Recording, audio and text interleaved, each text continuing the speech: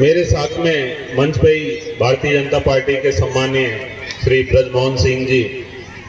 जो भारतीय जनता पार्टी विधानसभा के संयोजक है, युवा मोर्चा के मंडल अध्यक्ष भाई राजकुमार सिंह जी, भाई प्रताप पाकड़ जी,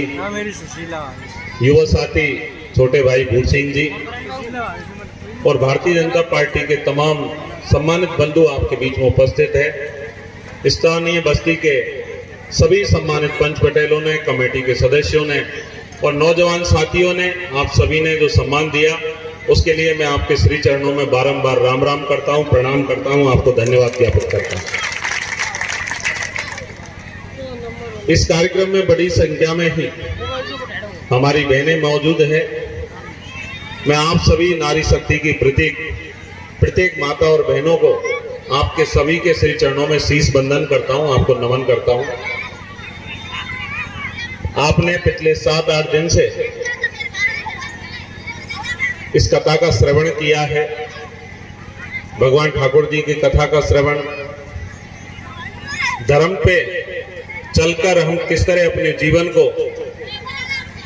अपने व्यक्तित्व को अच्छा बना सकते हैं, ये बड़े ही विस्तार से कथा में आपको विभिन्न प्रसंगों के माध्यम से अवगत करवाया होगा। मैं आपके सामने प्रार्थना करूंगा कि हमारे बड़े बुजुर्ग कहते हैं कि धर्म की जड़ सदा हरी होती है, क्योंकि धर्म पे चलने वाला व्यक्ति अनुशासित होता है, समाज में अच्छे व्यक्तित्व को नवनिर्माण करता है। और जो भी धर्म पे चला है, परेशानियां आती है, मुश्किलें आ सकती है, लेकिन एंड में अंत में जीत धर्म की होती है, सत्य की ही जीत होती है। आप सभी भी राजस्थान में विधानसभा के चुनाव भी चल रहे हैं और इस धार्मिक कार्यक्रम में यदि आकर मैं केवल कथा प्रवचनों को बोलूं तो मुझे इनकी विद्वानता पे प्रश्न चिन्ह खड़ा करने का, ये तो विस्तार से आपको इन्होंने सारी चीजों को बताया है। लेकिन धर्म के बीच में यदि राजनीति को भी जोड़ा जाए, क्योंकि समय है और ये समय चारों तरफ राजस्थान में विधानसभा के चुनावों की घंटी बज चुकी है। उसी कार्यक्रम के तहत ये मेरा सौभाग्य और आप सबका आशीर्वाद है कि हम में से बहुत सारे हमारे साथी थे, हमारी बहन थी, जिन्होंने पिछले 5 साल से दिन रात मेहनत करी और उस मेहनत के उपरांत आप सब जनता की आवाज में से मुझे मेरा सौभाग्य कि मुझे मौका मिला कि भारतीय जनता पार्टी के प्रतिनिधि के तौर पर भारतीय जनता पार्टी ने मुझे मौका दिया। मैं इस चीज को ये मानता हूं कि यदि मुझे मौका मिला है तो ये तमाम जो जनता जनार्दन बैठी है, इनकी आवाज पर मौका मिला है। मुझे किसी का मेरी कोई पैरवी नहीं थी, केवल सपोर्टर की जनता की आवाज थी और उस आवाज के दम पर यदि भारतीय जनता पार्टी ने मुझे मौका दिया है तो मैं सभी जनता जनार्दन के चरणों में बारंबार आपको बहुत बहुत धन्यवाद ज्ञापित करता हूं। सम्मानित साथियों, मेरी बहनें यहाँ विराजमान है। ये चुनाव कोई कांग्रेस या भारतीय जनता पार्टी, ये पार्टियों के सिंबल है, उनका तो होना है, लेकिन उससे भी बड़ी बात है कि ये चुनाव पार्टी से ऊपर उठकर धर्म और अधर्म के बीच होने जा रहा है। जब आप अगले महीने की 25 नवंबर को वोट देने जाओगे तो आपको 2 चीजों में से एक चीज को चुनना पड़ेगा, या तो आप धर्म के साथ खड़े हो या आप अधर्म के साथ खड़े हो, या तो आप सत्य के साथ खड़े रहो या आप असत्य के साथ खड़े रहो, या तो आप न्याय के साथ खड़े रहो या आप अन्याय के साथ खड़े रहो। इन तीनों चीजों में से आपको एक विकल्प के रूप में चुनना पड़ेगा कि मुझे सत्य के साथ चलना है, मुझे धर्म के साथ चलना है, मुझे न्याय के साथ चलना है, जो भारतीय जनता पार्टी के रूप में आपके बीच है, या मुझे वो विकल्प चुनना है जो अन्याय की तरफ जाता है, असत्य की तरफ जाता है और अधर्म की तरफ जाता है। मैं आपसे ये तुलना इस तरह करवा रहा हूं क्योंकि इस पूरे क्षेत्र में यहाँ बड़ी संख्या में मेरी बहनें माताएं बैठी हुई है। आप ही के बीच में से आज ये बहन यदि व्यासपीठ पर पहुंची है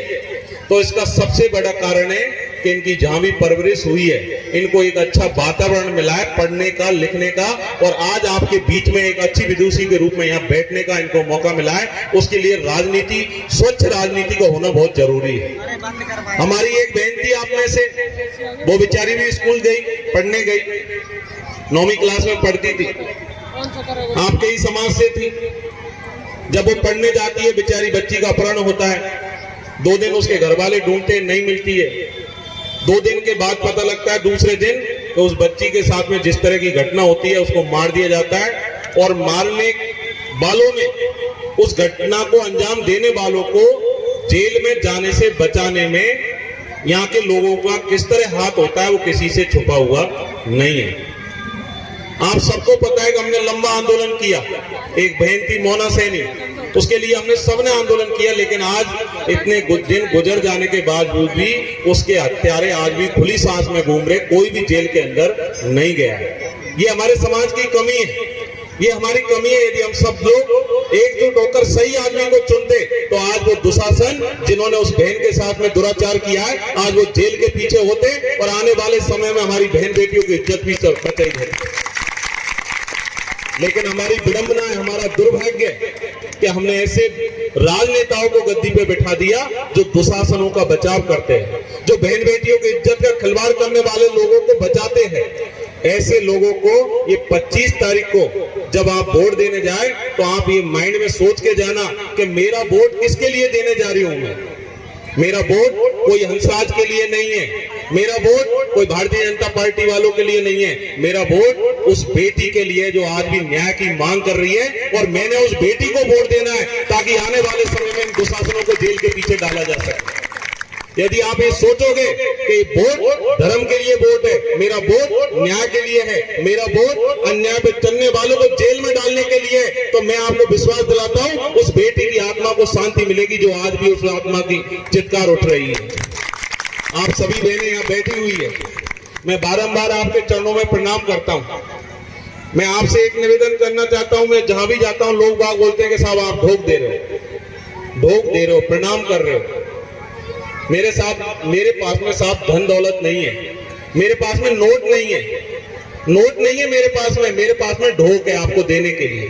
और मेरी ढोक 2 करोड़ रुपए की है, 1 करोड़ और 2 करोड़। मैं 2 करोड़ की आपको ढोक देता हूं आपके चरणों में कि आप केवल न्याय के लिए वोट दे, आप केवल धर्म के लिए वोट दे, आप केवल सत्य के लिए वोट दे, आप अपनी बेटी को बचाने के लिए वोट दे। यही आपके चरणों में मैं प्रार्थना करने आया हूं। आप सबने मौका दिया उसके लिए बहुत बहुत धन्यवाद। राम राम साहब।